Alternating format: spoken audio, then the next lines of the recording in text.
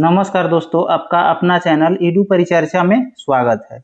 यह subjective Lucent का आधुनिक भारत इतिहास का आज छठा दिन है। इसमें हम लोग देखेंगे कंपनी के अधीन गवर्नर जनरल को।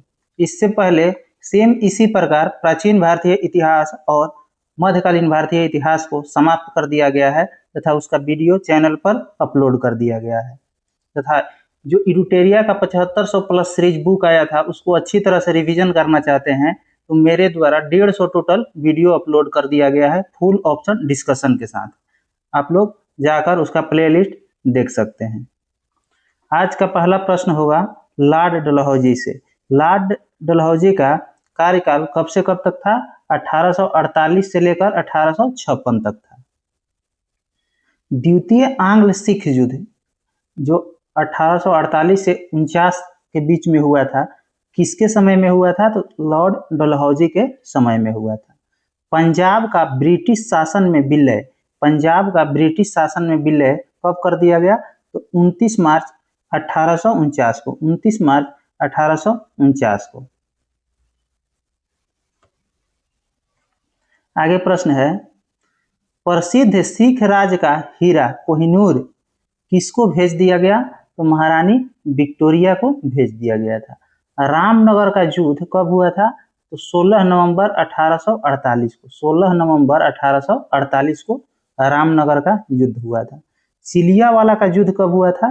तो 13 जनवरी 1849 को, 13 जनवरी 1849 को हुआ था। आगे है, द्वितीय आंग्ल बर्मा युद्ध के दौरान 1852 ईस्वी में किन दो राज्यों को अंग्रेजी राज्य में मिला लिया गया था? तो लोअर बर्मा और पीगू को। आगे प्रश्न है, सिक्किम पर दो अंग्रेज डॉक्टरों के साथ दुर्व्यवहार का आरोप लगाकर किसने 1850 ईस्वी में उस पर अधिकार कर लिया था? तो लॉर्ड डलहौजी ने। इनाम कमीशन की स्थापना कब किया गया? तो 1852 में। किसके समय में? तो लॉर्ड डलहौजी के समय में। व्यक्तिगत सिद्धांत यानी डॉक्ट्रिन ऑफ लेप्स की नीति किसने अपनाई थी? तो लॉर्ड डलहौजी। डलहौजी के व्यक्तिगत सिद्धांत के तहत अंग्रेजी साम्राज्य में विलय प्रथम बार कौन से राज्य को किया गया था? तो सतारा को किया गया था। कब? 1848 में। पहले सतारा को 1848 में किया गया था। उसके बाद जो है जैतपुर जो बुंदेलखंड में है और संबलपुर जो उड़ीसा में है, इसको कब विलय किया गया? तो 1849 में किया गया, 1849 में। उसके बाद बघाट, यह कहाँ है? हिमाचल प्रदेश में, इसको 1850 में किया गया। इसके बाद है उदयपुर, यह मध्य प्रदेश में है। उदयपुर को कब? 1852 में। झांसी बहुत ही इंपॉर्टेंट है, इसको बार बार पूछता है। झांसी को 1853 में। नागपुर को कब? 1854 में। आगे है, 1856 ईस्वी में किस भारतीय राज्य को कुशासन के आधार पर ब्रिटिश राज में मिला लिया गया था? तो अवध को मिला लिया गया था। उस समय वहां का नवाब कौन था अवध का? तो वाजिद अली शाह था, वाजिद अली शाह।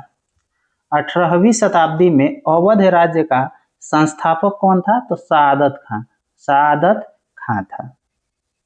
अगला प्रश्न हो जाएगा, किसने 1856 ईस्वी में तोपखाने का मुख्यालय को कोलकाता से मेरठ किया तथा सेना का मुख्यालय शिमला में स्थापित किया? किसने किया ऐसा?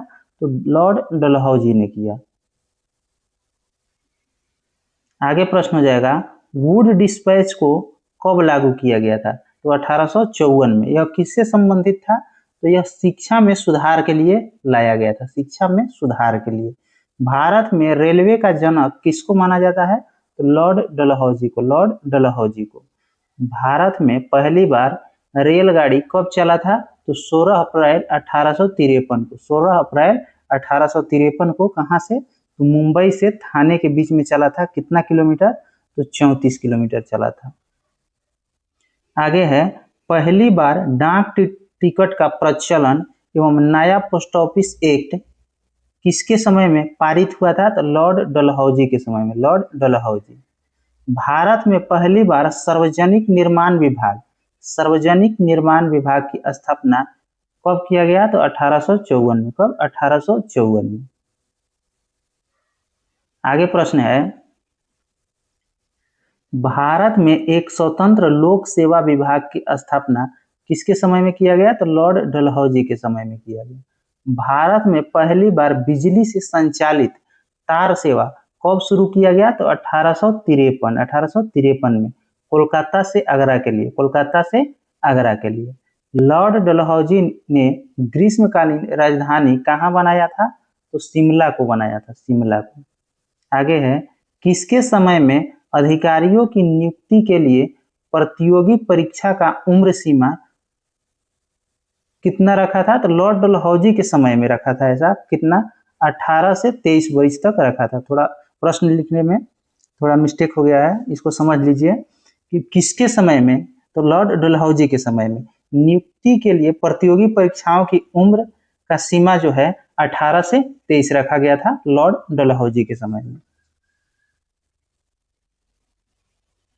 आगे है, पहले व्यक्ति जिसने सिविल सेवा परीक्षा में सफल हुए थे तो सत्येंद्र नाथ टैगोर, सत्येंद्र नाथ टैगोर। कब? 1863 में। कहाँ पर? तो लंदन में।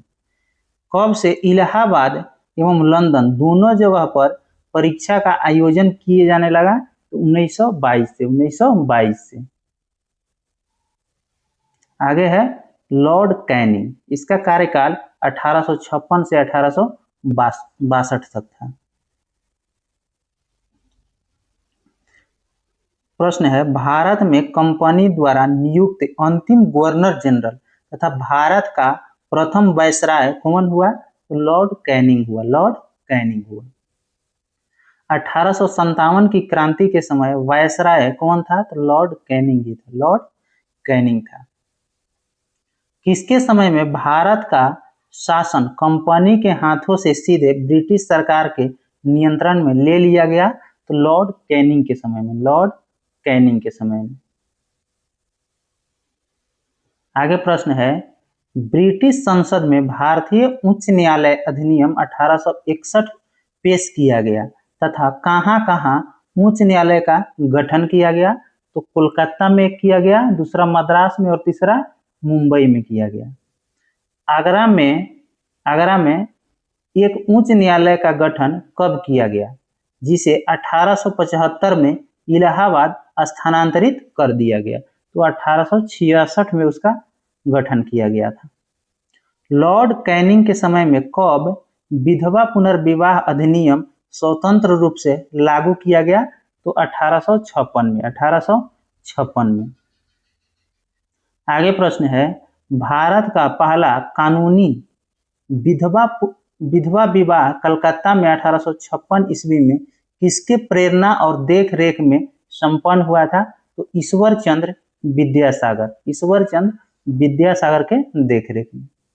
आगे है, महालेखा परीक्षक पद का सृजन कब किया गया? तो 1857 में, 1857 में। जो स्वतंत्रता के बाद इसका नाम क्या रख दिया गया? नियंत्रक एवं महालेखा परीक्षक, नियंत्रक एवं महालेखा परीक्षक।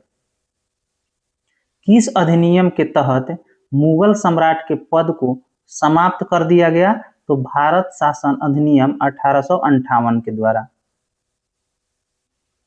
आगे प्रश्न है, व्यापगत सिद्धांत को किसके द्वारा समाप्त कर दिया गया? तो लॉर्ड कैनिंग के द्वारा, लॉर्ड कैनिंग के द्वारा। भारत में पोर्टफोलियो प्रणाली कब लागू हुआ? तो 1861 में हुआ, 1861 के भारत शासन अधिनियम के तहत हुआ था। आधुनिक भारतीय पुरातत्व सर्वेक्षण की स्थापना कब किया गया? 1861 में कनिंघम के द्वारा किया गया, लॉर्ड कैनिंग के शासनकाल में। उसके बाद आता है लॉर्ड एल्गिन। लॉर्ड एल्गिन 1862 से 1863 तक रहा था। बहावी आंदोलन का दमन किसने किया था? लॉर्ड एल्गिन ने किया था। लॉर्ड एल्गिन का मृत्यु कहाँ हो गया था? तो धर्मशाला। धर्मशाला कहाँ है? तो हिमाचल प्रदेश में। और कब हो गया? तो 1863 में हो गया। उसके बाद आता है लॉर्ड लॉरेंस। इसका कार्यकाल 1864 से लेकर 1869 तक था। भूटान ने ब्रिटिश साम्राज्य पर कब आक्रमण किया था? तो 1865 में। 1865 में। अफगानिस्तान के संबंध में किसने अहस्तक्षेप की नीति अपनाई, जिसे शानदार निष्क्रियता के नाम से जाना जाता था? तो लॉर्ड लॉरेंस ने। ओडिशा में भीषण अकाल कब आया था? तो 1866 में। किसके नेतृत्व में एक अकाल आयोग का गठन किया गया? तो हेनरी कैंपबेल। यह लॉर्ड लॉरेंस के शासनकाल में किया गया था। आगे है, कब भारत एवं यूरोप के बीच प्रथम समुद्री टेलीग्राफ सेवा शुरू किया गया? तो 1865 में, लॉर्ड लॉरेंस के समय में। उसके बाद आता है लॉर्ड मेयो का कार्यकाल 1869 से 1800 कितना था? 72 तक था। आगे है, मेयो ने अजमेर में मेयो कॉलेज की स्थापना कब करवाया? तो 1872 में। मेयो ने एक कृषि विभाग की स्थापना कब करवाया? तो यह भी 1872 में। आगे है, भारत में प्रथम जनगणना कब हुआ? तो 1872 में, लॉर्ड मेयो के समय में हुआ। यह नियमित नहीं था। लॉर्ड मेयो की हत्या चाकू मारकर किसने कर दिया था? तो अफगान शेर अली अफरीदी ने कर दिया था। कब? 8 फरवरी 1872 को। कहाँ कर दिया था? तो पोर्ट ब्लेयर में। इसके बाद आता है लॉर्ड नॉर्थब्रुक आया था। 1872 से 76 था। 1872 से 1876 था। किसके समय में बंगाल में भयानक अकाल आया था? तो लॉर्ड नॉर्थब्रुक के समय में। किसने घोषणा किया कि मेरा उद्देश्य करों को हटाना तथा अनावश्यक वैधानिक कार्रवाइयों को बंद करना है? किसका कथन था? तो लॉर्ड नॉर्थब्रुक का। अमृतसर में सिंह सभा आंदोलन कब हुआ? 1873 में हुआ था। किसके समय में? लॉर्ड नॉर्थब्रुक के समय में। किसके समय में स्वेज नहर खुल जाने से भारत और ब्रिटेन के बीच व्यापार में वृद्धि हुई थी? तो लॉर्ड नॉर्थब्रुक के समय में। इसके बाद कौन आता है? लॉर्ड लिटन आता है। 1876 से 1880 तक यह था। किस साहित्यकार को, यहाँ को होना चाहिए, किस साहित्यकार, यहाँ ऐसे प्रश्न है, किसे साहित्यकारों में ओवन मेरिडिथ के नाम से जाना जाता था? तो लॉर्ड लिटन को। किसकी अध्यक्षता में 1878 ईस्वी में एक अकाल आयोग की नियुक्ति किया गया था? रिचर्ड स्टेची की अध्यक्षता में। आगे है, ब्रिटेन की महारानी विक्टोरिया को कैसर-ए-हिंद की उपाधि सम्मानित करने के लिए दिल्ली दरबार का आयोजन कब किया गया था? तो 1 जनवरी 1877 को। आगे प्रश्न हो जाएगा, भारतीय समाचार पत्र अधिनियम वर्नाक्यूलर प्रेस एक्ट कब पारित कर भारतीय समाचार पत्र पर प्रतिबंध लगा दिया गया था? तो 1878 में। किसके द्वारा? तो लॉर्ड लिटन ने ऐसा किया था। सोम प्रकाश एक बंगाली भाषा का एक साप्ताहिक समाचार पत्र था, जिसका प्रकाशन किसने किया था? तो द्वारिकानाथ विद्याभूषण। कौन सा अखबार था जो वर्नाक्यूलर प्रेस एक्ट 1878 का समर्थन किया था? तो पायनियर था। आगे प्रश्न है, भारतीय शस्त्र अधिनियम कब पारित हुआ? 1878 को। लिटन के समय में हुआ था। किसके समय में सिविल सेवा परीक्षाओं में प्रवेश की अधिकतम आयु सीमा 21 से घटाकर 19 वर्ष कर दिया गया था? तो लॉर्ड लिटन के समय में। आगे प्रश्न है, किस वायसराय ने अलीगढ़ में एक मुस्लिम एंग्लो प्राच्य महाविद्यालय की स्थापना किया गया? लॉर्ड लिटन के समय में, लॉर्ड लिटन के समय में। इसके बाद कौन आता है? Lord Ripon. लॉर्ड रिपन 1880 से 84 तक इसका शासनकाल था। आगे है, किसके परामर्श से Lord Ripon vernacular press act को 1882 में समाप्त कर दिया था? तो प्रधानमंत्री था इंग्लैंड के कौन? ग्लेडस्टोन। ग्लेडस्टोन के परामर्श लेकर किसने बंद कर दिया था? तो लॉर्ड रिपन। इसका कार्यकाल पूछा जाएगा तो 1880 से 1884 तक। आगे है, किसने सिविल सेवा में प्रवेश की अधिकतम आयु सीमा को 19 वर्ष से बढ़ाकर 21 वर्ष कर दिया? तो लॉर्ड रिपन। लॉर्ड रिपन ने। स्थानीय स्वशासन का जनक किसे कहा जाता है? लॉर्ड रिपन को। Lord Ripon. भारत में नियमित जनगणना किसने करवाया? तो लॉर्ड रिपन ने करवाया 1881 में। 1881 में। इसके बाद प्रश्न है, 1881 के जनगणना में किसे नहीं जोड़ा गया था? तो हैदराबाद और राजपूताने को नहीं जोड़ा गया था। प्रथम कारखाना अधिनियम कब पारित हुआ? तो 1881 में लॉर्ड रिपन के समय में। और रिपन का कुछ भाग जो बचा हुआ अगला वीडियो में ऐड किया जाएगा। धन्यवाद।